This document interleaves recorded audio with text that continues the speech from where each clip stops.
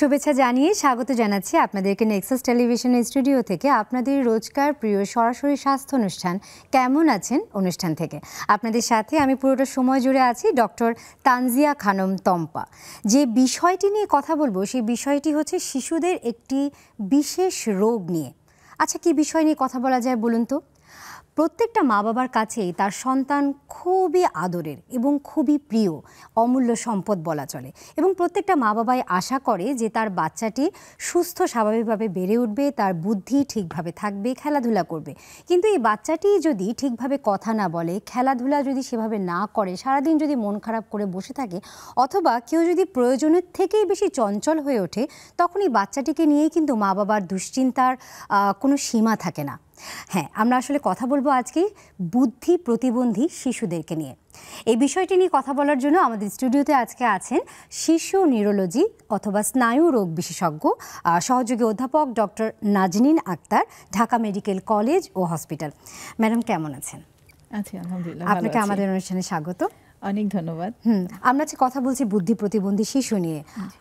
দর্শক, আমরাই যে শুধু কথা বলবো তা কিন্তু নয়, আপনারাও আমাদের সাথে কথা বলতে পারেন। আপনার সোনামণির বুদ্ধি বিষয়ক কোনো কিছু অথবা কোনো কিছু যদি জানতে চান, অটিজম সংক্রান্ত প্রতিবন্ধী বিষয়ক কোনো প্রশ্ন, কথা বলছে না অথবা দৌড়াদৌড়ি করছে না অথবা বেশি অতিরিক্ত চঞ্চলতা, এই বিষয় নিয়ে যদি কোনো প্রশ্ন থেকে থাকে, আমাদের নিচের স্ক্রিনে নাম্বার দেখানো হচ্ছে, সেই নাম্বারে প্রশ্ন করে ফেলতে পারেন।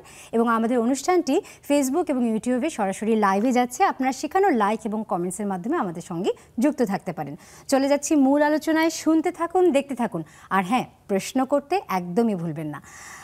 ম্যাডাম, আমরা আজকে কথা বলছিলাম বুদ্ধি প্রতিবন্ধী শিশুদেরকে নিয়ে। প্রথমেই জানতে চাই, একজন শিশু বুদ্ধি প্রতিবন্ধী, এটা একজন শিশু অথবা শিশু তো আসলে বুঝতে পারে না, শিশুদের মা বাবা কিভাবে বুঝবে? শিশুদের অনেক ধন্যবাদ।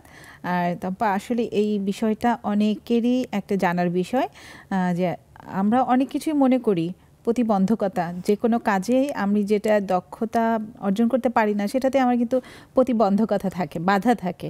তেমনি এরকম অনেকেরই অনেক কিছুতে প্রতিবন্ধকতা থাকে। মোটা দাগে অনেকে প্রতিবন্ধী শিশু বলে, ব্যাপারটা কিন্তু এরকম না। একটা মানুষের কিন্তু সবটা জায়গাতেই প্রতিবন্ধকতা থাকে না। আমরাও যেমন অনেক কিছুতে কিন্তু প্রতিবন্ধী বলা যায়। যেমন আমরা যদি একজন ভালো নাচে দক্ষতা নাই, গানে দক্ষতা নাই, তাহলে আমরা কিন্তু ওই জায়গাটায় প্রতিবন্ধী। তাহলে প্রতিবন্ধী কথাটা মোটা দাগে কখনো কাউকে বলাটা যৌক্তিক না।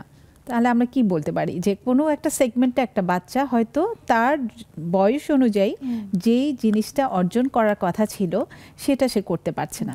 এখন বুদ্ধির জায়গাটা কোথায়?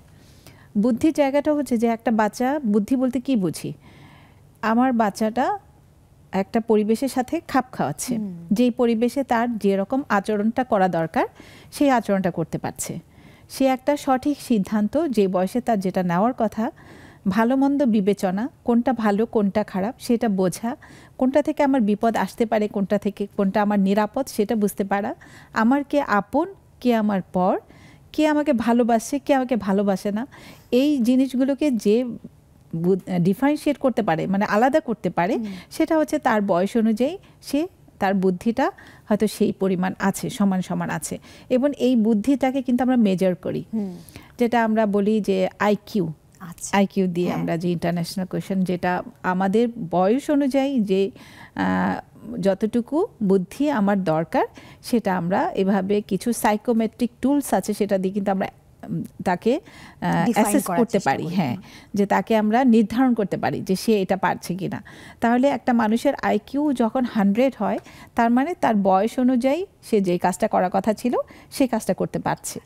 সে কখনো একটু পিছনে থাকে, তখন এটা আইকিউটা তার এই স্কোরটা একটু একটু করে নামে, কখনো 90, কখনো 85, কখনো 80, 75, 70-এর নিচে যদি চলে যায়, তখন আমরা তাকে বলি যে কিছু প্রতিবন্ধকতা, বুদ্ধি প্রতিবন্ধকতার কিছুটা আছে।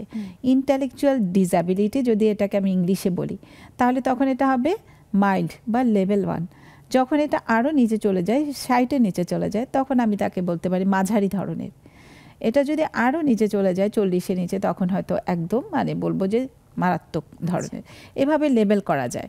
তো মা বাবারা কিন্তু কখন বোঝে, যখন এই যে এটা মাইল্ড মানে মৃদু আকারে থাকে, তখন কিন্তু সে ছোটোবেলায় বুঝতে পারে না।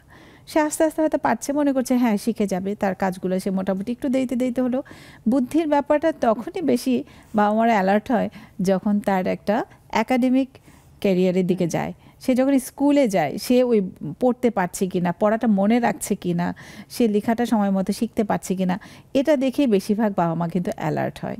কিন্তু এটা আরও আগে বোঝা সম্ভব যে সে তার বয়স অনুযায়ী যেই জিনিসগুলো শেখার কথা সেগুলো সে শিখছে কিনা। এগুলো অ্যাসেসমেন্টেও অনেকগুলো টুলস আছে। যেমন কথাটাও যদি সে বুদ্ধিমতো বলতে পারে, যে একটা বাচ্চাকে আমরা জানি 2 বছরে তার কথাটা হচ্ছে যে জোড়া লাগাবে, আমাকে দাও, এটা নাও, এটা খাবো, এই জিনিসটা একটা স্বাভাবিক কথার জন্য। এই কথাটা দিয়েও সে কিন্তু তার বুদ্ধিটাকে প্রকাশ করে, যে সে তার প্রয়োজনটা জানাতে পারে, সে তার ভালো মন্দ, তার এটা ভালো লাগছে এটা ভালো লাগছে না সেটাকে বলতে পারে, প্রকাশ করতে পারে। তেমনি তার অন্যদের সাথে আচরণটা, সে একজন পরিচিত মানুষের সাথে কেমন আচরণ করছে, অপরিচিত মানুষের সাথে কেমন আচরণ করছে, কথাগুলো দিয়েও কিন্তু সে বোঝাতে পারে। তাহলে আমরা অনেকগুলো ভাবে, এবং তার আচরণটা যে আই কন্ট্যাক্ট করে যে আমরা একজন আরেকজনের সাথে কমিউনিকেশনটা মেনটেন করি, সোশ্যালাইজেশনটা, সামাজিকতা মেনটেন করি, এই জিনিসগুলোও কিন্তু বুদ্ধির সাথে জড়িত। তো আমরা যদি কোথাও দেখি যে একটা বাচ্চা সে সময় মতো এই অ্যাকশনগুলো করছে না, 2 বছরের বাচ্চা কথা যেমন একটু কম বলতেছে, তেমনি সে আই কন্ট্যাক্টটা তার সময় মতো হওয়ার কথা ছিল, সে আমার দিকে তাকানোর কথা ছিল, ডাকলে সে শুনবে, এই ব্যাপারটা সে করছে না, তার মানে তার এখানে সামাজিকতায় কোনো সমস্যা আছে। তাহলে এই সামাজিকতার সমস্যা একটা আমরা যেটা বড় দাগে বলি ASD, অটিজম স্পেকট্রাম ডিসঅর্ডার, এটার সাথেও কিন্তু বুদ্ধি প্রতিবন্ধকতা বা ইন্টেলেকচুয়াল ডিসএবিলিটি জড়িত থাকে। কারণ সে যখন একটা মাধ্যম ব্যবহার করতে পারছে না, সে কিন্তু তার বুদ্ধির জায়গাটাকে প্রকাশ করতে পারছে না, তার বুদ্ধিটা যে সমান মতো আছে সেটাও সে বুঝতে পারছে না। তো এগুলো অনেকগুলো কারণ আছে, সেগুলোও দেখা যাচ্ছে যে দেখে বোঝা যায় যে আসলে বাচ্চার মধ্যে কোনো ধরনের কোনো বুদ্ধির বিকাশে অসুবিধা হচ্ছে কিনা। এই পর্যায়ে জানতে চাই ম্যাডাম, এই যে আপনি অটিজম ব্যাপারটি বললেন, আসলে বুদ্ধি প্রতিবন্ধী এবং অটিজম ব্যাপারটা কি একই নাকি দুটোর মধ্যে কোনো পার্থক্য আছে? দুটো আলাদা।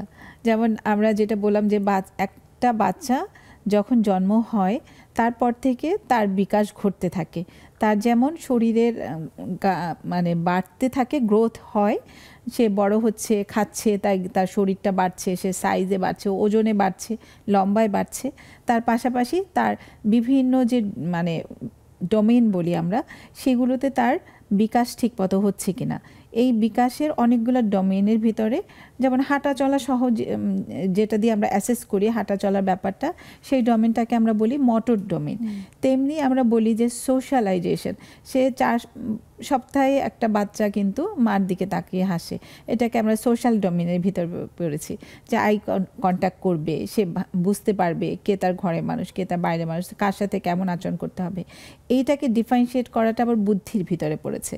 কিন্তু একটা মানুষকে দেখবো, হাসবো, এটা আমার সোশ্যাল ডোমেইন। তেমনি আমার আছে যেটা কমিউনিকেশনের জন্য আমরা স্পিচ, এটা একটা ডোমেইন। আমি চোখ দিয়ে দেখি, এটা আমার একটা ডোমেইন। এইগুলো অনেকগুলো ডোমেইনের এক একটা সমস্যা। সেই ডোমেইনের ভিতরে সোশ্যাল যেই ডোমেইনটা, যেটা দিয়ে আমরা আরেকজন মানুষের সাথে যোগাযোগ করি, সোশ্যাল অ্যান্ড কমিউনিকেশন, এই ডোমেইনে যখন সমস্যা হয় এটাকে আমরা বলি autism, ASD, autism spectrum disorder. কিন্তু একটা বাচ্চা সে যোগাযোগ করছে, সে আসলে তাকাচ্ছে, বুঝতে পারছে, কিন্তু তার অনেক সময় তার মেমোরি, মনে রাখতে সমস্যা হচ্ছে। সে হয়তো হঠাৎ করে একটা অতিথির সামনে কি আচরণ করতে হয় এটা না বুঝে একটা কথা বলে ফেললো যেটা সে ওখানে বলা উচিত না, অথবা সে তার নিজের মানে চয়েসটা ঠিক মতো করতে পারছে না, যে আমি কোন জিনিসটা নেব কোন জিনিসটা নেব না। অনেকে টেবিল এটিকেট মেনটেন করতে পারে না, সে হয়তো দেখা গেল যে টেবিলে সে খাওয়ার সময় এমনভাবে খাচ্ছে, মানে এই কিছু জিনিস অ্যাডাপটিভ বিহেভিয়ার যেটাকে বলে, যে পরিবেশের সাথে খাপ খাওয়ানোর ব্যাপারটা, সেই খাপ খাওয়ানোর ব্যাপারটাই যখন একটু সমস্যা থাকে, তেমনি তার মেমোরি, মনে রাখার ব্যাপারে, এবং একটা ভালো মন্দ ডিফারেন্সিয়েট এক্সিকিউশন, মানে আমি কোনটা ভালো কোনটা মন্দ, এবং আমার কখন কোনটা থামতে হবে। একটা কাজ করলে, যেমন অনেক বাচ্চারা, অটিজমের কিছু বাচ্চা আছে একটা গান গাইতে পারে, সে গাচ্ছে, গেয়েই যাচ্ছে, ওই গানটা যে একটা সময় বন্ধ হয়ে যায় সেটা সে জানে না, সে আবার নতুন করে আবার রিপিটেডলি গাচ্ছে, এটা তাদের। কিন্তু একটা যার বুদ্ধি আছে সে কিন্তু কোথায় থামতে হয় সেটা সে বুঝতে পারে। তেমনি আরেকটা যেটা ব্যাপার, যে তার যে হ্যাঁ যে আমি একটা কাজে ডিটারমাইন্ড, এই কাজটা আমি করব, এই কাজটা আমি শেষ করব এতটুকু সময়, এই ব্যাপারটাকেও মানে বুদ্ধির ভিতর দিয়ে যে এইটাকে আমি সময়ের মধ্যে আমাকে একটা টাস্ক দেওয়া হলো, এই কাজটা আমার করতে হবে। অনেকে হয়তো এরকম আছে বাচ্চা, হয়তো আমি এই জিনিসটা জানি, পরীক্ষা 3 ঘন্টা, আমার 3 ঘন্টা সময় আমি আমার এতগুলো প্রশ্ন আছে, এটা ভাগ করে আমার লিখতে হবে। কিন্তু যার এখানে বুদ্ধি লেভেলে একটু সমস্যা আছে, সে হয়তো দেখা যাচ্ছে একটা প্রশ্নের উত্তরে অনেকক্ষণ ধরে দিচ্ছে, সে এই টাইম ম্যানেজমেন্টটা জানে না। তো এই টাইম ম্যানেজমেন্ট সব কিছু মিলেই কিন্তু বুদ্ধি জায়গাটা।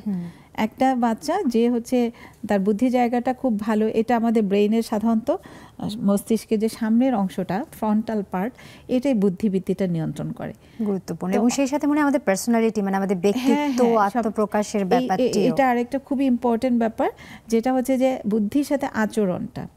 যা অনেক সময় বাবা মা মনে করে যে আমার বাচ্চাটা খুব রাগী, আমার বাচ্চাটা এটা ভাঙছে ওটা ভাঙছে, এটা কিন্তু তার এটা আচরণগত সমস্যা। একটা বাচ্চা যেমন হয় যে পরিবেশ দেখে অনেক সময় শেখে, যে হঠাৎ করে তার অন্য বাচ্চা ভালোই বাচ্চা, তাহলে বুঝতে হবে তার এই ব্রেনের এই জায়গাটাতে কোনো সমস্যা আছে। যে যত বুদ্ধিমান সে অ্যাঙ্গার কন্ট্রোল করতে পারে তত ভালো, সে হঠাৎ রেগে যাবে না।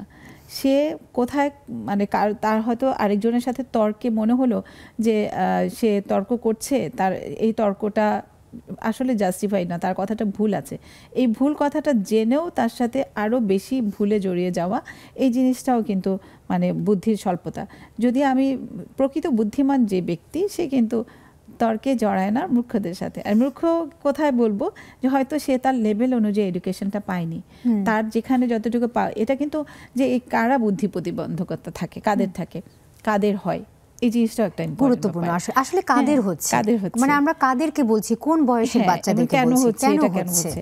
তো এই জিনিসটা কিন্তু যে আমরা যখনই দেখি যে বাচ্চার একটা তার স্বাভাবিক আচরণে কোথাও সমস্যা হচ্ছে, বাবা মারা কিন্তু আমাদের কাছে নিয়ে আসে এই কথা বলে, আমার বাচ্চাটা একটা হচ্ছে সমস্যা যে আমার বাচ্চা একাডেমিক পারফরমেন্স ভালো হচ্ছে না, সে মনে রাখতে পারছে না, সে ক্লাসে লিখছে না, অথবা সে খুব বেশি দৌড়াদৌড়ি করছে, একটা কিছুতে মনোযোগ দিচ্ছে না, এটা একটা জায়গা। এটা কিন্তু খুব কমন কমপ্লেইন করে যে খুব বেশি দৌড়াদৌড়ি করছে, প্রয়োজনের চেয়ে বেশি দৌড়াদৌড়ি করছে। ওইটা আবার আরেকটা সমস্যা এর সাথে জড়িত থাকে, শুধুমাত্র বুদ্ধিমত্তা। এখানে দেখা যায় যে attention deficit, hyper activity disorder. আরেকটা যেটা হচ্ছে আচরণগত সমস্যা নিয়ে আসছে, মা বাবা বলছে ও তো বাসার কারোর সাথে ভালো বিহেভ করে না, ও সবাইকে বকা দিচ্ছে, কথা একটা বললে সেটা শুনছে না, সে কি করছে, সব জিনিস ভাঙচুর করছে, যখন যেটা লাগবে তার সেটা লাগবেই, সে খুব জেদি, মানে তার যে জেদি এবং রাগী, এই ব্যাপারটাও কিন্তু এই বুদ্ধির সাথে জড়িত। একজন বুদ্ধিমান যার আইকিউ হচ্ছে ওই যে বললাম যে 100, যে হচ্ছে বয়স অনুযায়ী তার, সে কিন্তু একটা বাচ্চার নর্মাল একটা বয়সে রাগ থাকে, সেটাকে বলে টেম্পার ট্যান্ট্রাম। 1.5 বছর থেকে 3.5 বছর বয়স পর্যন্ত বাচ্চাদের দেখা যাচ্ছে যে এই বয়সটাতে খুব রেগে যায়, রেগে গিয়ে মাটির নিচে পড়ে যায়। কিন্তু একটা বাচ্চা যদি দেখা গেল 7-8 বছর বয়স, সে যদি মার্কেটে গেল, তাকে খেলনাটা কিনে দিল না বলে সে মাটিতে ঠাস করে পড়ে যাচ্ছে, রাগ করছে, তাহলে বুঝতে হবে যে তার এখানে আচরণগত সমস্যা আছে। তাহলে সেই কারণগুলো কি কারণে আর কি হয়, তখন আমরা ইতিহাস নিয়ে বাবা মার কাছ থেকে ইতিহাস নেই যে বাবা মা আপনার বাচ্চাটার আসলে কয়েকটা ব্যাপার থাকে, সেইগুলোকে আমরা বের করতে চাই। একটা হচ্ছে যে বংশগত, আরেকটা হচ্ছে পরিবেশগত, সে কোন পরিবেশে বড় হয়েছে, সেই পরিবেশে আশেপাশে কি আছে। আরেকটা হচ্ছে যে তার আসলে জন্মগত, মানে কি বাচ্চাটা মার পেটে থাকা অবস্থা থেকে শুরু করে জাস্ট জন্মের পর থেকে যেই বয়সে বাচ্চাটার ব্রেইনটা ডেভেলপমেন্ট হয়, জন্মের পর থেকে প্রথম 2 বছর, এই বয়সগুলো সবচেয়ে ইম্পর্টেন্ট। বাচ্চা একদম গর্ভে প্রথম দিন থেকে একদম প্রথম 2 বছরটা সবচেয়ে বেশি। তারপরে আমরা জানি যে 5 বছর বয়স পর্যন্ত আরও ডেভেলপমেন্ট হয়, কিন্তু ওই সময়টা সবচেয়ে বেশি। তো এই সময় কিছু কারণে হয়, যেমন হচ্ছে বাচ্চা পেটে থাকা অবস্থায় যদি কোনো ধরনের মার কোনো ইনফেকশন হয়, মার ইনফেকশন সেটা বাচ্চার ভিতরে গেল, মার যদি কোনো কারণে কোনো ধরনের থাইরয়েড ডেফিসিয়েন্সি থাকে, কমন এটা, তার মধ্যে আয়রন ডেফিসিয়েন্সি আরেকটা, যে ম্যাক্রোনিউট্রিয়েন্টস ডেফিসিয়েন্সি, কিছু আছে যে রেডিয়েশন হ্যাজার্ড, কিছু ড্রাগসের ইফেক্ট, তারপরেও ডেলিভারির সময়, এই ডেলিভারির সময় আরও কিছু। ম্যাডাম, আমরা এই বিষয়টাতে আরও ফিরবো, কেননা জানার আছে অনেক কিছু, নিশ্চয়ই আমরা প্রশ্নও পাবো। তবে এই পর্যায়ে আমাদেরকে একটা নিতে হচ্ছে বিরতি। দর্শক, আমরা কথা বলছিলাম বুদ্ধি প্রতিবন্ধী শিশু নিয়ে, এ পর্যায়ে নিতে হচ্ছে একটা ছোট্ট বিরতি। ফিরছি কিছুক্ষণের মধ্যে, সাথেই থাকুন।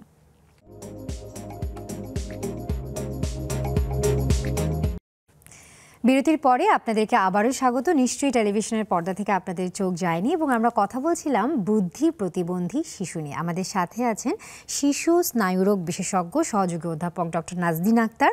আমরা কথা বলছিলাম আসলে কেন এই বুদ্ধি প্রতিবন্ধী শিশুদের জন্ম হচ্ছে, কী বা এর কারণ। এবং বিরতিতে যাবার আগে আমরা বলছিলাম যে বাচ্চা ডেলিভারি করার সময়ও কি কি কারণ হতে পারে যার জন্য বুদ্ধি প্রতিবন্ধী শিশুর জন্ম হতে পারে। ম্যাডাম, আমরা যদি আমাদের সেই কথোপকথনে আবার ফিরে যাই। আরও একটা ব্যাপার যেটা বলছিলাম যে বাচ্চা পেটে থাকা অবস্থায় অনেক সময় ক্রোমোজোমের সমস্যা নিয়ে বাচ্চা কিছু জন্ম হয়, যেমন ডাউন সিনড্রোম একটা, যাদের ক্ষেত্রে বুদ্ধি প্রতিবন্ধকতাটা থাকবেই। এটা একটা তাদের একেবারে 100% প্রেজেন্ট থাকে এই ধরনের একটা সিমটম। তারপরে আরও আছে যেটা বললাম, জন্মের সাথে সাথে আমাদের একটা বাচ্চা কাঁদবে 1 মিনিটের ভিতরেই। এই কান্নাটা স্বাভাবিক, যেটা আমরা বলবো যে বাচ্চা ভালো আছে। তার কান্নার পরে তার লাংসটা ইনফ্লেট হয়, সেখান থেকে অক্সিজেনটা সমস্ত জায়গাতে ডেলিভারি হয়, বিশেষ করে বিশেষ করে ব্রেইনে। ব্রেইন এই অক্সিজেন ছাড়া বেশিক্ষণ বাঁচতে পারে না। যদি আমি 1 মিনিটের ভিতর না কাঁদি, তখনই ব্রেইনের ভিতরে এই অক্সিজেন স্বল্পতার কারণে বিভিন্ন জায়গাটা নষ্ট হতে থাকবে, নিউরনগুলো। যেই সময় শুধু নিউরনের সেল থাকে কিন্তু কোনো শাখা প্রশাখা থাকে না, কোনো কানেকশন হয় না। তো এইরকম একটা অবস্থায় যখন নাকি বাচ্চা যদি 1 মিনিটের ভিতরে কাঁদলো না, হয়তো তার 2 মিনিট বা 3 মিনিট, তখনই সবচেয়ে বেশি যেই জায়গাটা আক্রান্ত হয় সেটা হচ্ছে ব্রেনের সামনের অংশটা। দেখা গেল অন্য জায়গায় সে হয়তো বা তার পরবর্তীতে তাকে কাঁদানোর ফলে ঠিক হয়ে গেল। আর যত বেশি দেরি হতে থাকে কান্নাটা, তত এই ড্যামেজগুলো বাড়তে থাকে। তার যে ব্রেনের বিভিন্ন জায়গাগুলো, যে ক্ষতিগ্রস্ত জায়গাগুলো বাড়তে থাকে। তো অল্প সময় কাঁদতে যদি দেরি হয়, সবচেয়ে যদি আর কোনো জায়গাটাও যদি আক্রান্ত না হয়, ব্রেনের সামনের অংশটা আক্রান্ত হলে বাচ্চাদের যেই জায়গাটা সবসময় যেই জায়গাটাতে পরবর্তীতে তার লক্ষণ দেখা দিবে, সেটা হচ্ছে তার বুদ্ধি স্বল্পতা, আচরণগত সমস্যা। ম্যাডাম, আমরা এই কথোপকথনে আবারও ফিরবো, তবে আমাদের সাথে একজন দর্শক যুক্ত হয়েছেন। দর্শক কে আছেন আমাদের সাথে? হ্যালো, আসসালামু আলাইকুম। ওয়ালাইকুম। জি, চট্টগ্রাম থেকে বলতেছি, রাঙ্গুনিয়া। জি বলুন, আপনি আপনার বাচ্চার সম্পর্কে কি জানতে চাচ্ছেন? বলুন। জি জি, আমার বাচ্চাটা হচ্ছে আমার 2টা মেয়ে। ওই যে প্রথম মেয়েটা প্রতিবন্ধী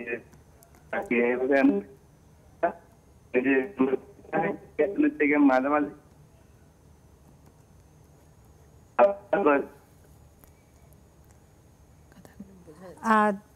দর্শক, আপনার নেটওয়ার্কটা বারবার কেটে যাচ্ছে,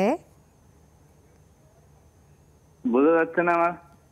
এখন বোঝা যাচ্ছে। আবার বলুন তো, কি জানতে চাচ্ছিলেন? আপনার প্রথম মেয়েটি বলছিলেন সমস্যা ওনার ওই যে যখন 7 মাস বয়স ছিল, তখন ওনার একটা খিঁচুনি হয়েছিল।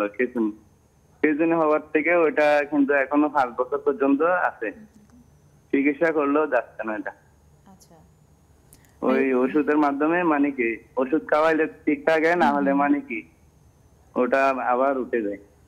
আপনি কি কোনো বিশেষজ্ঞ চিকিৎসককে দেখিয়ে ওষুধ খাওয়াচ্ছেন? জি জি। আচ্ছা, খিচুনির ওষুধের নাম হচ্ছে ওই ইরাসিড, একটা সিরাপ দিচ্ছে উনি, আরো দিচ্ছে। আমার আর্থিক অবস্থা একটু খারাপ, ওটার জন্য আমি আর খাওয়াতে পারছি না। আচ্ছা, তাহলে খিচুনির ওষুধটা বন্ধ করলে খিচুনি হয় আসলে। হ্যাঁ। আর আপনার বাচ্চার বয়স এখন কত? 5 বছর? জি জি। সে এখন 5 বছর অনুযায়ী তার হাঁটা চলা, বুদ্ধিবৃত্তি এগুলো কি সময় মতো করতে পারছে নাকি এই সব জায়গাতে? হাঁটা চলাটা ওটা ভালোভাবে আমরা যেরকম করি যেভাবে উনি করতে পারে না। ওর জন্মের সময় কোনো সমস্যা ছিল? না না, জন্মের 6 মাস পর্যন্ত ঠিক ছিল। 6 মাস পরে যখন একটা খিঁচুনি হলো তারপর থেকে। আচ্ছা, জি জি, ঠিক আছে। তাহলে আমরা এই ব্যাপারটা নিয়ে কথা বলছি। জি দর্শক, অসংখ্য ধন্যবাদ আপনার প্রশ্নের জন্য। আমাদের সাথেই থাকুন, আপনার বিষয়টি নিয়ে আমরা কথা বলবো। তবে ম্যাডাম, আমরা আরেকজনের প্রশ্ন নিয়ে নিই। আমাদের সাথে আরেকজন দর্শক যুক্ত আছেন। দর্শক কে আছেন আমাদের সাথে? হ্যালো, আসসালামু আলাইকুম। জি, ওয়ালাইকুম আসসালাম। আমি গাজীপুর থেকে বলতেছি। আমার ছেলের বয়স এখন 2 বছর 2 মাস।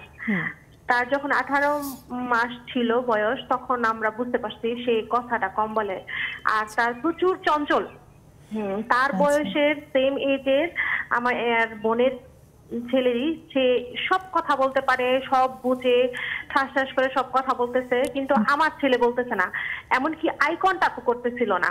কিন্তু যখন আমরা ধরতে পারছি যে সে তো আই কন্টাক্ট করতেছে না, তারপর ওর সাথে আমরা প্রচুর কথা বলতেছি, তারপর থেকে সে মোটামুটি অনেক সে ইমপ্রুভ হয়েছে। তার সাথে খেলতেছি, কথা বলতেছি। আমি পাশে, আমাদের বাসার পাশেই ডাক্তার আছে, তো ওনার অটিজমের ডাক্তার পর্যন্ত আমি দেখায় ফেলাইছি। ওনারা বলছে যে কোনো প্রবলেম নাই, কিন্তু প্রচুর হাইপারিটি আছে ওর, চঞ্চল একটু বেশি। সে যেটা করে আর কি এটা করবি এরকম না, তারপর ওইরকম না, কিন্তু সে কথা বলে না কেন আমরা মা বাবা পাগল হয়ে গেছি আর কি এরকম। এখন বয়স কত যেন বললেন? 2 বছর 2 মাস। এখন 2 বছর 2 মাস। হ্যাঁ, এখন ইমপ্রুভ হবে, আরো হবে নাকি আমি টেনশনে আছি। আমরা এখন কিছুই কি বলে না তার ওয়ার্ড? না বলে আব্বুকে আব্বু বলে, আম্মুকে আম্মু বলে। হ্যাঁ, তারপর পাতা, আসো, বসো, খাও, এটা এটা উঠো, মানে উঠোরে বলে উঠ, এরকম। মানে নিচে কিছু পড়ে আছে, উঠাও, উঠাও বলতে পারে না, উঠ। এবং সে এখন আই কন্টাক্ট করছে ঠিকমতো, তাই না? হ্যাঁ। এটা কি সামনে আরো ভালো করবে না এরকম কি? এমনি কোনো মানে খুব বেশি কি স্ক্রিন টাইমটা সে বেশি দেয়, মানে মোবাইল ভিডিও এগুলোতে বেশি টাইম দিচ্ছে না? এখন না, এখন আমরা দেই না। আমরা আমার ছেলের বয়স যখন 1 বছর বয়স, এরকম বেশি চঞ্চল দেখে রুমের মধ্যে আমরা আলাদা করে একটা টিভি দিয়ে দিচ্ছি ওর জন্য। এত চঞ্চল বাচ্চা বাহিরে যা পাইতেছে তাই ভাঙ্গা ফেলাইতেছে, মানে তার পিছনে একজন লোক রাখা, মানে এরকম। পরে আমার মনে হয় কি টিভি দেওয়ার পর আমার ছেলের কথা বলা কমে গেছে এরকম। তার কিন্তু তখন মাত্র আব্বু আম্মু ডাকা বলতেছিল, শিখতেছিল 1 বছর বয়সে। তারপর আমরা মোবাইল না, টিভি দিছিলাম, যে তারপর টিভিতে ইউটিউব লাগাই দিছি এরকম। চেষ্টা করেছেন আসলে ওনার পক্ষ থেকে। আসলে প্রত্যেকটা বাচ্চা কাচ্চাই তো তার মা বাবার কাছে অমূল্য সম্পদ, সবাই চায় ভালোভাবে বড় হোক। সেটাই আসলে কিভাবে বড় হলে কি প্রক্রিয়াতে তাকে, এটাই আসলে ইম্পর্টেন্ট। দর্শক, আপনাকে এত সুন্দর করে গুছিয়ে প্রশ্নটা করার জন্য অসংখ্য ধন্যবাদ। আমাদের বিশেষজ্ঞ যিনি আছেন তিনি নিশ্চয়ই সর্বাত্মক চেষ্টা করবেন আপনার প্রশ্ন উত্তরটি সুন্দরভাবে দেওয়ার জন্য। আমাদের সাথেই থাকুন। ম্যাডাম, আমরা যদি আমাদের প্রথম দর্শকের প্রশ্নের উত্তর, প্রথম দর্শক যিনি উনি বললেন যে তার 7 মাস থেকে খিঁচুনি হওয়ার পর থেকে কিন্তু তার সময় মতো যে বিকাশটা হওয়ার কথা ছিল সেটা হয়নি, এবং এই খিঁচুনিটা একটা রোগ যেটা বারে বারে যখন হয় ওটাকে বলা হয় ইপিলেপসি বা মৃগী রোগ। এই মৃগী রোগটাও কিন্তু একটা কারণ, যেটার কারণে বাচ্চা হঠাৎ করে হয়তো দেখা যাচ্ছে তার বয়স অনুযায়ী বুদ্ধি যেটা হওয়ার কথা ছিল সেটা তার আস্তে আস্তে সেটার বিকাশ হচ্ছে না, বুদ্ধির বিকাশ হচ্ছে না, অনেক সময় কথাটাও সে বলতে পারে না। এবং এই যখন বুদ্ধি কথা এই জায়গাটা প্রথমের দিকে আক্রান্ত হয় খিঁচুনির জন্য, অনেক ক্ষেত্রে দেখা যাচ্ছে সময় মতো হাঁটা চলাটাও হয় না। আচ্ছা, সেই ক্ষেত্রে দেখা যাচ্ছে যে ওই ইপিলেপসির কারণটা কী, এই মৃগী রোগের কারণটা কি, সেটাকে কিন্তু আমরা খুঁজে বের করার চেষ্টা করি। উনি ইতিমধ্যে হয়তো বা একজন বিশেষজ্ঞ দেখিয়েছেন, কিন্তু ইপিলেপসি বা মৃগী রোগের চিকিৎসা ব্যবস্থার সবচেয়ে বড় ব্যাপার হচ্ছে যে ওষুধের সাথে অ্যাটাচ থাকতে হয়, ওষুধটা খেয়ে যেতে হয়। ওষুধটা খেয়ে গেলে খিঁচুনিটা যদি কন্ট্রোলে থাকে তাহলে কিন্তু সে আস্তে আস্তে আবার সেই বিকাশের যে জায়গাটাতে সে পিছনে ছিল সেই জায়গাগুলোকে আবার সে মানে আসতে পারে সেই জায়গাটাতে। আর কারণগুলো দেখতে হয় যে যদি জন্মগত কোনো কারণ থাকে, কিন্তু বাবা বলেছেন না সে জন্মের সাথে সাথে কেঁদেছে, ওই সময়তে তার কোনো সমস্যা ছিল না, তার মানে তার সমস্যাটা হতে পারে জেনেটিক। কারণ জেনেটিক ইপিলেপসি বা মৃগী রোগের যে জেনেটিক ব্যাপারগুলো সেগুলো কিন্তু বংশের ভিতরে না থাকা সত্ত্বেও এই বাচ্চারই নতুন করে হতে থাকে। তো কারো কারো ক্ষেত্রে বংশে থাকে, কারো কারো ক্ষেত্রে বাচ্চাটারই হলো। সেই জেনেটিক ডিফেক্টসটা কী সেই অনুযায়ী কিন্তু ওষুধটা চয়েস করার চেষ্টা করি।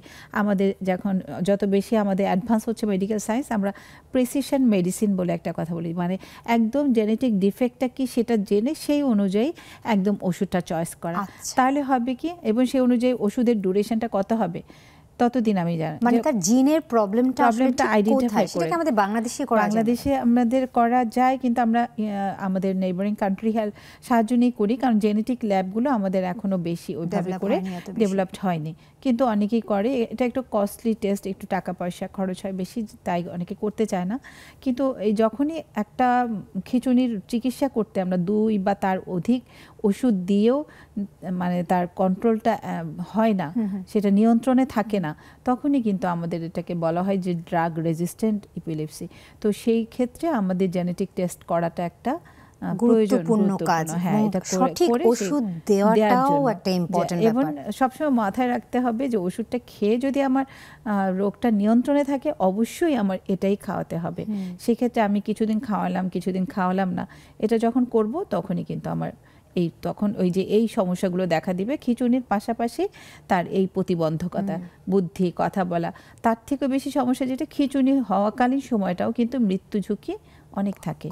তো এই জন্য বারে বারে খিঁচুনি হতে দেওয়াটা মানে এটা তার আসলে ব্রেইন ডেভেলপমেন্ট, ওভারঅল তার ডেভেলপমেন্টের জন্যই আসলে খারাপ, এবং এটা তার মৃত্যু ঝুঁকি, মানে আমরা যেটাকে ইমার্জেন্সি কন্ডিশন আসলে বলি মেডিকেলের পরিভাষায়। ম্যাডাম, আমাদের সাথে আরেকজন দর্শক যুক্ত হয়েছেন, তার প্রশ্নটা নিয়ে নিই। দর্শক কে আছেন আমাদের সাথে? হ্যালো, আসসালামু আলাইকুম। জি, ওয়ালাইকুম আসসালাম। দর্শক, জি, প্রশ্নটি করতে পারেন। ভান্ডারিয়া বোথা থেকে। জি জি, বলুন।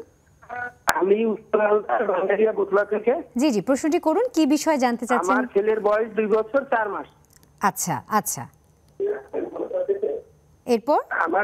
আমার ছেলের বয়স 2 বছর 4 মাস। প্রশ্নটি কি, মানে কি জানতে চাচ্ছেন? ওই যে সে 2 বছর 4 মাস কথা বলতে আসে না। আচ্ছা, কথা বলছে না, আর সবকিছু করতে পারছে সে? এমনি সবই সেই ইশারায় বুঝাই দেয়, ইশারায় বুঝিয়ে দেয়। হাঁটতে চলতে পারে, খাইতে পারে, সবই পারে। সে শুনতে পায় কিন্তু কথা বলতে, কান্নাকাটি করে, সবই করে। আচ্ছা, শুনতে পাচ্ছে সে? কানে শুনতে পায়?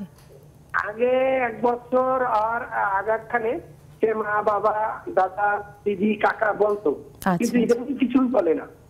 আচ্ছা, কানে শুনতে পায় কি? কানে শুনতে পায়। আচ্ছা আচ্ছা আচ্ছা আচ্ছা, আর ডাকলে সে আপনার চোখের দিকে তাকায়, রেসপন্স করে? ডাকলে একটা দুটো ডাক দিলে তাকায়। অন্যরা কেউ ডাক দিলেও কি তাকায়, নাকি শুধু আপনাদের ডাকেই তাকায়? পরিচিত কেউ ডাক দিলেই তাকায়। ও, অপরিচিত কেউ ডাকলে তাকায় না? তাকায়, ডাক দিলেই তাকায়। ডাক দিলে তাকায়, আর নাম ধরিয়ে ডাক দিলে তাকায়, সবই বুঝে। আচ্ছা, আপনি কোনো চিকিৎসক দেখিয়েছেন এই পর্যন্ত? না, আমি চিকিৎসক দেখাই নাই। আচ্ছা, ঠিক আছে, আমরা তাহলে প্রশ্নটা রাখি। জি, দর্শক, আপনাকে অসংখ্য ধন্যবাদ গুরুত্বপূর্ণ প্রশ্নের জন্য। আমাদের সাথেই থাকুন, আপনার বিষয়টি নিয়ে আমরা কথা বলবো। ম্যাডাম, ইন দ্য মিনটাইম আমরা যদি দ্বিতীয় পেশেন্টের ব্যাপারটা নিয়ে কথা বলি, উনি বলছিলেন যে ওনার 18 মাস বয়সের বাচ্চা, প্রচুর চঞ্চল। 18 মাস থেকে সে চঞ্চলতাটা দেখেছে, এখন তার বয়স হচ্ছে 2 বছর 2 মাস। তো বাচ্চাটা কিন্তু এখানে বলেছে মা যে সে খুব চঞ্চলতা ছিল, অস্থিরতা ছিল, এবং তার একটা যেটা ছিল যে 1 বছর বয়স থেকে তার একটা স্ক্রিনের প্রতি তার অ্যাডিকশন ছিল, এবং সেটা ইন্ট্রোডিউস করে দেওয়া হয়েছে। এটাই বেশিরভাগ করা হয় আসলে। আজকাল তো আমাদের প্রত্যেকটা ঘরই হচ্ছে, দেখা গেছে যে একটা ছোট ছোট পরিবার, সেই পরিবারে মা ব্যস্ত থাকে কখনো রান্নার কাজে, বাবা ব্যস্ত থাকে হয়তো মানে অফিসের কাজে। এই সময় বাচ্চাটাকে কি করতে হবে? বাচ্চাটাকে তখন ব্যস্ত রাখার জন্য বাবা মা হয়তো স্ক্রিনে দিয়ে দেয়। আসলে যেই বয়সটা হচ্ছে আমাদের, যে বয়সে যেই কাজটা শেখার জন্য দরকার আমাদের বাচ্চাদের জন্য পর্যাপ্ত উদ্দীপনা, মানে বয়স অনুযায়ী উদ্দীপনাটা আমার দিতে হবে। যেমন একদম জন্মের পর আমার চোখের দৃষ্টির জন্য আমার লাগবে আলোর উদ্দীপনা, তেমনি কানে শোনার জন্য আমার লাগবে শব্দের উদ্দীপনা। তো কথাগুলো যখন শুরু হবে, কথা বলার কিন্তু একদম এই যে ফার্স্ট ক্রাইটাই হচ্ছে আমার বাচ্চার প্রথম কথা। তারপরে বাচ্চা কিন্তু শব্দ উচ্চারণ করতে থাকে, তার 2-3 মাসে অনেক সময় ভোকালাইজেশন ও করতে থাকে, 6 মাস হলে বাবা বাবা, দাদা দাদা বলতে থাকে, এটা হচ্ছে তার ভোকালাইজেশন বলা হয়। তারপর হচ্ছে বাবলিং বলা হয়, যে 6 মাসে থেকে যেটা হয়, দুটা ভোকালাইজেশন দুটাকে যখন জোড়া লাগায় তখন সেটাকে বলা হয় বাবলিং। তারপরে 9 মাস থেকে দেখা যায় সে এক একটা মিনিংফুল ওয়ার্ড বলতে থাকে। তো এই যে শব্দের উদ্দীপনা কিন্তু সে শুনে, যখন শুনতে পায় তখনই সে উদ্দীপনাগুলো পায়, মা কথা বলে, মা গান শোনায়, মা এভাবে করে পাচ্ছে। এরপর থেকে বাচ্চার যে বয়সটায় 9 মাস থেকে যে সময়টা আসবে, বাচ্চার বুদ্ধিবৃত্তি কথাটা তার বুদ্ধির সাথে কিন্তু ইনকর্পোরেট হবে।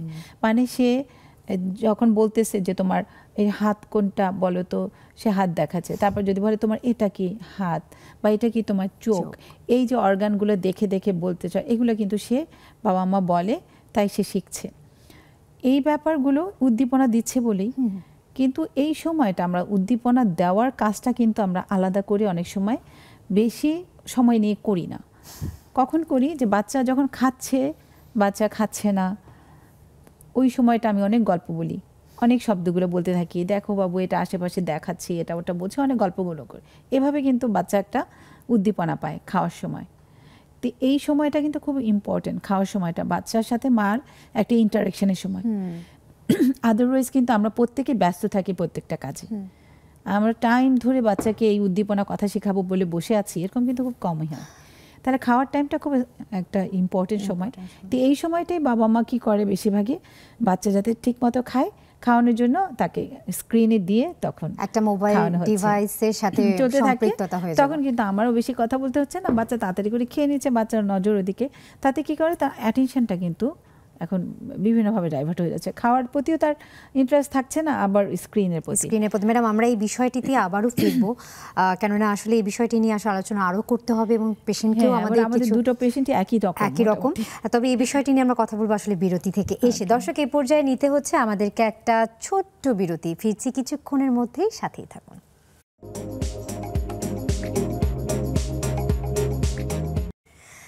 বিরতির পরে আপনাদেরকে আবারও স্বাগত। আমরা কথা বলছি কেমন আছেন অনুষ্ঠানে বুদ্ধি প্রতিবন্ধী শিশু নিয়ে। বিরতিতে যাবার আগে আমরা কথা বলছিলাম মোবাইল স্ক্রিনিং অথবা অনেক সময় অতিরিক্ত টিভি দেখা অথবা অতিরিক্ত মোবাইলের ব্যবহার, যেটা আসলে আমরা বয়সের আগে অনেক বাচ্চাদের হাতেই হয়তো বা তুলে দিচ্ছি, সেটা অনেক সময় তাদের বুদ্ধির বিকাশে বাধা হচ্ছে কিনা সে ব্যাপারটি নিয়ে আমরা কথা বলছিলাম। ডক্টর নাজনীন আক্তার ম্যাডাম, আপনার কাছে আবারও ফিরছি। আমরা সেটা বলছিলাম যে যেই বয়সে যেই উদ্দীপনাটা দেওয়ার কথা, যেই কাজটার জন্য, সেটা দেওয়াটা জরুরি। আসলে যখনই বাচ্চাটা মোবাইলে আসক্তি হয় তখন কিন্তু সে তার সময়টা ওখানেই ব্যয় করে বেশি। তখন তার যেমন অ্যাটেনশন মানে তার মনোযোগের জায়গাটাও বিঘ্নিত হয়, তেমনি সে তার সোশ্যালাইজেশন, তার যে যোগাযোগের মাধ্যমগুলো ব্যবহার করা, আরেকজনের সাথে আচরণটা বা টু ওয়ে কমিউনিকেশন, যেটা যে দুইজনের একজনের সাথে আরেকজন কিভাবে সে কথাটা বলবে, এই বলার জায়গাগুলো কিন্তু তার দেখা যাচ্ছে যে তার শিখতে দেরি হয়ে যায়, বা অনেক সময় একদম শিখতেই পারে না, এরকম হয় যদি তার সাথে কোনো জেনেটিক সমস্যা থাকে। ম্যাডাম, এই পেশেন্টের ক্ষেত্রে যেমন তার মা বলছিল যে তার বাচ্চাটি আগে থেকে প্রচুর চঞ্চল ছিল, এই চঞ্চলতাটাও কিন্তু এইখান থেকে, যেহেতু তার মনোযোগের জায়গাটা বিঘ্নিত, এই জন্যই সে চঞ্চলতাটা বেশি। আরও যেটা হয় যে তার ব্রেইনের থেকে কিছু কেমিক্যাল বের হচ্ছে যেটা তাকে বেশি চঞ্চল করে দিচ্ছে। সেই কেমিক্যালটা বের হওয়ারও কিছু কারণ থাকে। তার খাদ্যাভ্যাস কেমন, হয়তো সে এমন কোনো খাবার খাচ্ছে, যেমন আজকালকার বাচ্চারা যেটা খায় বেশি, বা ফাস্ট ফুড আমরা যেটা বলে থাকি, যেই চকলেট, চিপস, ড্রিঙ্কস, যেগুলোতে এমন কিছু পদার্থ থাকে যেটা ব্রেইনের ভিতরে সেই উত্তেজক পদার্থটাকে বেশি নিঃসরণ করে, এক্সাইটেটরি নিউরোট্রান্সমিটার। তো সেটা যত বেশি নিঃসরণ হবে, বাচ্চা কিন্তু চঞ্চল হবে বেশি। চঞ্চলতা মানেই তার মনোযোগের অভাব, এবং মনোযোগ যদি না দেয় তাহলে কিন্তু বাচ্চা একটা কিছু শিখতে দেরি হয়, তার কথাটা শিখতে, কারণ এই শেখার টাইমটা কিন্তু খুব ডেলিকেট। আমরা কিন্তু এখন এই কথা বলছি, একজনের সাথে একজন যোগাযোগ করছি, ওই সময়টাতে আমরা যা শিখেছি, তাহলে এই সময়টা কিন্তু খুবই গুরুত্বপূর্ণ যে আমাকে প্রপার ওয়েতে একটা বাচ্চাকে যেভাবে আমার উদ্দীপনাটা যে সময় যেটার জন্য দেওয়া দরকার সেটাই আমরা দিব, সঠিক উদ্দীপনা দিব। এরপরেও কিছু বাচ্চাদের সমস্যা থেকে যায়, যেমন পরের বাচ্চাটার কথা যিনি বললেন যে আমার বাচ্চাটা মানে কথা বলছে না, সে আগে বলতো কিন্তু এখন বলছে না।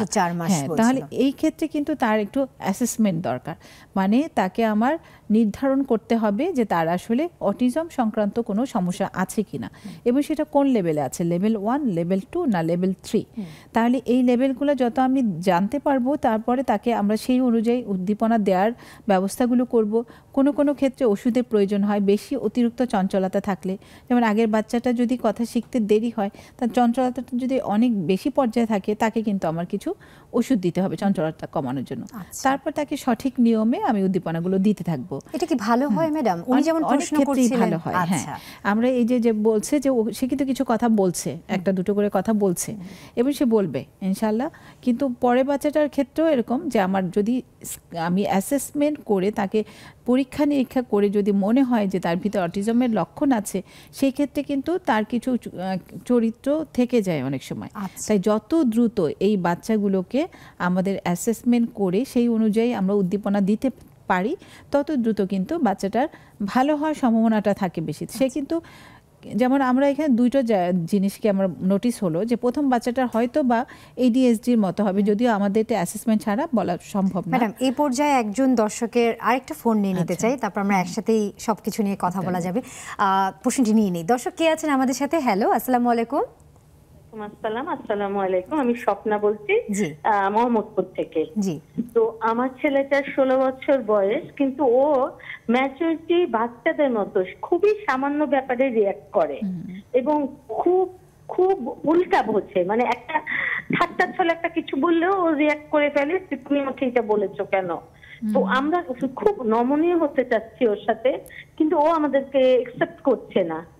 তো আমরা খুবই আপসেট, মানে কিভাবে ওকে হ্যান্ডেল করবো বুঝে উঠতে পারছি না। ওর কি স্কুলে পড়ছে? তো না না, এবার কলেজে ফার্স্ট ইয়ারে কলেজে বয়সটা বললেন 16 বছর। 16 বছর। আচ্ছা, তার ক্লাসের পারফরম্যান্স কেমন? তার মানে ক্লাসের পারফরম্যান্স টিচাররা বলে ভালো, কিন্তু মানে যে জিনিসটা আমি ফিল করি ও রেজাল্টটা মানে আমাদের আশানুরূপ হয় না। তার মাঝে মাঝে জিজ্ঞেস করি তুমি কেন এটা পারো, এটা লেখা আসেনি কেন, বলে আমার মন চায়নি বা আমার টায়ার্ড লেগেছে। মানে একটা 16 বছরের বাচ্চাতে এটা বলতে পারে না। হ্যাঁ, বা আমি মা অনেক সময় মারা খুব রেগে গেলে যেটা বলে তুমি তো টোকাইদের মতো ড্রেস আপ করছো, এটা হয় না। মানে মানে আমরা মজা না, সেই সময় খেপে গেছি, বললাম যে মানে এইটা বলে ফেললাম। এইটা রিয়েক্ট করে যে আম্মু আমাকে কুড়ে পেয়েছে, মানে এইখানেও আমার সাথে 15 দিন যাবত কথা বলে না। মানে ও ম্যাচুরিটি কোন জায়গাটায় চিন্তা করে যে আম্মু আমাকে বলেছে করে পেয়েছে আমি টোকাই, এই টোকাই শব্দটা কোন জায়গায়? জি, আমরা বুঝতে পেরেছি। আসলে একটা কথাই বারবার ঘুরে ফিরে যে প্রত্যেকটা মা বাবার কাছেই তার সন্তান খুব প্রিয়, প্রত্যেকটা মা বাবাই চায় তার সন্তান খুব সুন্দরভাবে বড় হয়ে উঠুক। আপনার বিষয়টি নিয়ে কথা বলছি, দর্শক আমাদের সাথেই চোখ রাখুন। ম্যাডাম, প্রশ্নের উত্তরটি যদি, যেহেতু আমাদের হাতে সময় একটু কম, সেটাই তো আমরা দ্বিতীয় বাচ্চার ক্ষেত্রে যেটা আমরা বলতে যাচ্ছি যে আসলে তার অ্যাসেসমেন্টের জন্য একজন শিশু বিকাশ কেন্দ্রে চলে আসতে হবে যত দ্রুত সম্ভব। যত দ্রুত সম্ভব আমরা অ্যাসেস করব, তার ইন্টারভেনশন দিব, তত তার ভালো হওয়ার সম্ভাবনাটা বাড়বে। এখন এই যে বড় বাচ্চাদের ক্ষেত্রে ব্যাপারটা, হ্যাঁ, এটা কিন্তু একটা যেটাই বোঝা যাচ্ছে যে 16 বছর মানেটা কি, এটা একটা ট্রানজিশন অ্যাডোলেসেন্ট পিরিয়ড, যেটা হচ্ছে আমরা বলবো যে বয়ঃসন্ধিকাল। তো বয়ঃসন্ধিকালে বাচ্চারা কিন্তু একটু ইমোশনাল হয়, একটু বেশি সেন্টিমেন্টাল হয়, অল্প কিছু বললেই তারা রিয়াক্ট করে, এটা কিন্তু স্বাভাবিক। তো সেই ক্ষেত্রে একটু ডেলিকেটলি হ্যান্ডেল করতে হয়, যেহেতু তার আদারওয়াইজ তার সমস্যা মনে হচ্ছে না, তার একাডেমিক ক্যারিয়ার ভালো, সে মোটামুটি বুদ্ধি, তবে বলতেছে অনেক সময় এই সময়টাকে তার মানে খুবই জেন্টলি হ্যান্ডেল করতে হবে। তার যতটুকু ভালো সেইটুকুকে ফোকাস করতে হবে বেশি, তাকে বেশি বেশি করে উৎসাহ দিতে হবে, সব ক্ষেত্রেই তাই। আমরা তাই চাই তাকে কখনো, আমরা জানি যে কেউ বেশি ওভার রিয়াক্টিভ, তাকে আমরা ওই ব্যাপার থেকে একটু দূরে রাখবো। তারপর আমার মনে হয় যে তার যদি একটু মনে হয় যে একটা সাইকোলজিস্ট দেখাতে হবে, একটা চাইল্ড সাইকোলজিস্টও সে অথবা অ্যাডোলেসেন্ট সাইকোলজিস্ট সে দেখাতে পারে, কারণ সে 18 ইয়ার্স পর্যন্ত কিন্তু আমাদের শিশুর ভিতরে পড়ে। তো সেক্ষেত্রে আসলে সাইকোলজিস্ট এবং নিউরোলজিস্ট আসলে এই যে বুদ্ধি প্রতিবন্ধী শিশুদের ক্ষেত্রে কখন সাইকোলজিস্ট দরকার আর কখন নিউরোলজিস্ট দরকার? এটাই যে আমরা নিউরোলজি তখনই আমরা করি যখন এটা নিউরো ডেভেলপমেন্টাল প্রবলেম, মানে আমরা একজন শিশু নিউরোলজিস্টের কাছে তখনই যাই। নিউরো ডেভেলপমেন্ট মানে তার বিকাশগত, প্রথম থেকে তার বিকাশ জড়িত সমস্যার সাথে তার এই সমস্যাগুলো হচ্ছে। যেমন আমরা যদি অটিজম, এডিএসডি সব কিছু আগে একটা সময় মনে হতো যেগুলোকে বাচ্চাদের পাগলামি, আসলে তা না। এই নিউরো কোনো সমস্যার কারণে, ব্রেনের সমস্যার কারণে এটা হচ্ছে। আর এই যে অ্যাডোলেসেন্ট প্রবলেমটা আসলে এটাও অনেক কিছুর উপর ডিপেন্ড করে।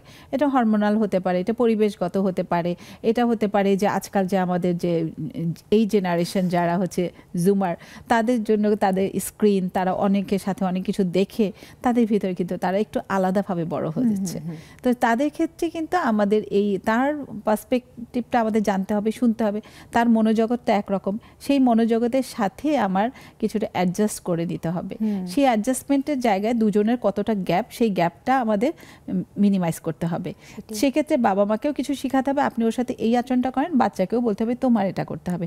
গ্যাপটা আমরা যত বেশি আমরা মিনিমাইজ করব, তত কিন্তু আমাদের বাচ্চাটা একটা সুন্দরভাবে বেড়ে উঠতে পারবে। সুন্দরভাবে বলেছেন ম্যাডাম। আসলে সন্তানের সাথে যে বাবা মার একটা দূরত্ব থাকে, ভয়, ভীতি, মানে একটা দূরে যাওয়ার যে একটা ব্যাপার, সেই ব্যাপারটা যত কমিয়ে এনে মা বাবার সাথে সন্তানের সম্পর্কটা যত আসলে গভীর করা যাবে, আন্তরিক করা যাবে, বন্ধুর মতো হতে হবে। এই জেনারেশন আসলে মা বাবার প্রতি আপনার উপদেশটা কি থাকবে অনুষ্ঠানের একদম শেষে? অনুষ্ঠানের শেষে যদি আমি বলি বলি যে আমাদের আসলে কথাটা ছিল যে বুদ্ধি প্রতিবন্ধকতাটা, তো সেই ক্ষেত্রে আমাদের যে একটা বাবা মা একটা শিশুকে যে বলে যে শুরুতে সুযত্ন পেলে বাড়বে শিশু বুদ্ধি বলে, তাহলে একদম শুরু থেকে আমার সুযত্নটা শুরু করতে হবে। জন্মের পর থেকে আমার বাচ্চাটাকে ঠিক যেভাবে প্রথম 6 মাস বুকের দুধ খাবে, মার সাথে বন্ডিং থাকবে, 6 মাসের পর থেকে আমরা বাচ্চাটাকে নিজেরা ধরে ধরে শেখাবো, যেই সময়টা যেই কাজটা করার কথা সেটা করতে না পারলে খুব দ্রুত আমি তাকে, আমাদের প্রত্যেকের আশেপাশে শিশু বিকাশ কেন্দ্রে আছে, সেটাকে আমরা আইডেন্টিফাই করে যাব।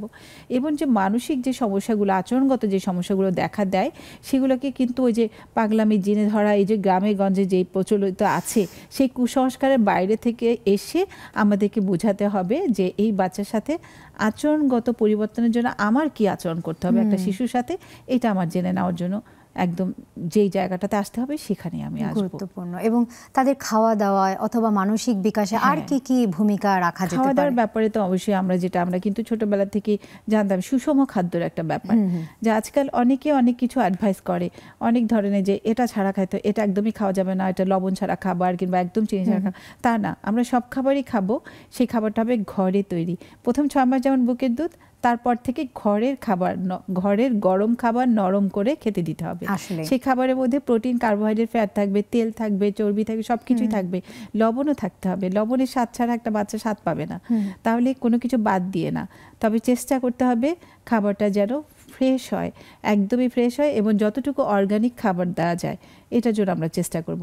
যদি কোনো শিশুর ক্ষেত্রে ASD বা অটিজমের কোনো লক্ষণ দেখা দেয়, অতিরিক্ত চঞ্চলতা দেখা দেয়, তাদের ক্ষেত্রে আমরা ওই খাবারগুলো আলাদা করতে চাই। যেমন অনেক সময় গ্লুটেন ফ্রি, ক্যাসিন ফ্রি খাবারগুলো, যে আটা, চিনি, দুধ, এগুলোকে একটু বাদ দিয়ে খাওয়ানো, বাইরের প্যাকেটজাত খাবারগুলা, কৌটার খাবারগুলা, বোতলের খাবারগুলা, ওগুলো বাদ দিয়ে খাওয়ানো, প্লাস্টিকে ভরা খাবারগুলা। কারণ এই খাবারগুলোর ভিতরে প্রিজারভেটিভ থাকে এবং এই প্রিজারভেটিভের মধ্যে কোনটা যে আমার বাচ্চার সমস্যা করছে আমি জানি না।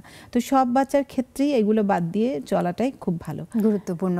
এবং একদম শেষে বলতে চাই, আসলে ধূমপান, এই যে অনেক সময় দেখায় বাবারা ধূমপান করছে কিংবা শিশুরাও কিন্তু অনেক ছোট বয়সে এখন ধূমপানে আসক্ত হয়ে যাচ্ছে। তারা তো আসলে ধূমপানে, যদি বাবা খায় সে প্যাসিভ স্মোকার, সে হয়েই গেল। এটা অবশ্যই। আপনাকে অসংখ্য ধন্যবাদ ম্যাডাম। আসলে আজ আপনি অনেক ব্যস্ত সময়ের মধ্যে থেকেও আমাদের নেক্সাস টেলিভিশনের দর্শকদেরকে সময় দিয়েছেন, বুদ্ধি প্রতিবন্ধী শিশু নিয়ে অনেক তাৎপর্যপূর্ণ কথা বলেছেন, আলোচনা করেছেন, পরামর্শ দেওয়ার চেষ্টা করেছেন। আপনাকে অসংখ্য ধন্যবাদ ম্যাডাম। অনেক ধন্যবাদ দম্পা, আমাকে এই কথাগুলো সবার সামনে বলার সুযোগ করে দেওয়ার জন্য। দর্শক, আপনাদেরকেও অসংখ্য ধন্যবাদ যারা এতক্ষণ নেক্সাস টেলিভিশনের পর্দায় চোখ রেখেছেন, শোনার চেষ্টা করেছেন, বিশেষজ্ঞের পরামর্শ বোঝার চেষ্টা করেছেন বুদ্ধি প্রতিবন্ধী শিশু নিয়ে। আসলে একটা শিশু যখন বড় হয় তখন আমাদের মা বাবাদের দায়িত্ব তার পরিবেশটাকে বন্ধুত্বপূর্ণ করে রাখা এবং আন্তরিক করে রাখা। শিশুটি কি বলতে চাচ্ছে, কিভাবে বড় হচ্ছে। সবচেয়ে বড় কথা হচ্ছে জেনারেশন টু জেনারেশন গ্যাপ থাকে, কিন্তু সেই গ্যাপটুকু কতটুকু আমরা পূরণ করে বাচ্চাটিকে বুঝে তার বুদ্ধি বিকাশে আমরা সাহায্য করছি সেটা গুরুত্বপূর্ণ, এবং তার বুদ্ধি চর্চার বিষয়ে তার সাংস্কৃতিক কাজের প্রতি কতটুকু আমরা মনোনিবেশ করছি সেটাও গুরুত্বপূর্ণ। আজ এ পর্যন্তই, নিশ্চয়ই দেখা হবে সামনে আগামীতে কোনো পর্বে। সে পর্যন্ত সবাই ভালো থাকুন, সুন্দর থাকুন, সুস্থ থাকুন, দেশটাকে ভালোবাসুন এবং দেশের সম্পদ রক্ষায় সবাই এগিয়ে আসুন।